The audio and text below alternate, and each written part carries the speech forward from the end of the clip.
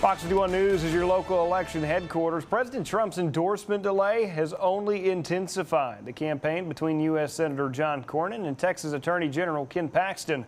A new report this week indicating President Trump is planning to potentially hold off on that endorsement in the race, which could be a game changer. Fox 51's Nolan Hoffman spoke with News Nation's Chris Steyerwalt about where things stand and what the president might decide to do. Goat rodeo, I think, is the operant political term for what's going on here.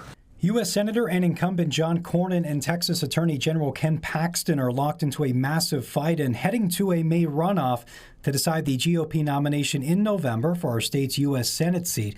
But both remain waiting for the president to endorse his preferred candidate. An endorsement from President Trump would probably be decisive, I would think, because it's going to be very, very close. A report this week from Politico saying the president was planning to endorse Cornyn after primary election night, but now deciding to hold back and rethink things. There's a very open question about whether the president's endorsement of John Cornyn would be dispositive, right?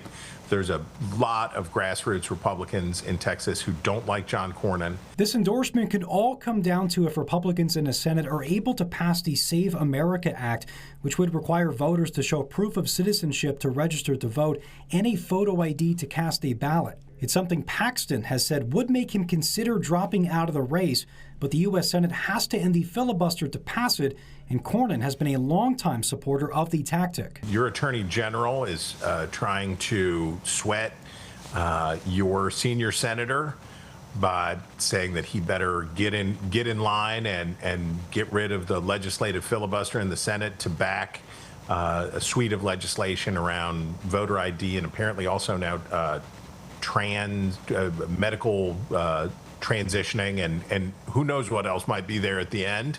Cornyn now flipping his stance on the filibuster as the pressure continues to mount, writing an op-ed for the New York Post on Wednesday stating his willingness to change Senate rules. That tells you how intense this is and how high the price is. No matter who the president decides to endorse and if Paxton ends up staying in the race, Steyerwalt still thinks Republicans have a good shot in November. You give the edge to the Republicans just on the basis that Texas is a Republican state, and when you have bad races, you sort of revert to the mean, which party has more support. Reporting for Fox 51 News, I'm Nolan Huffman.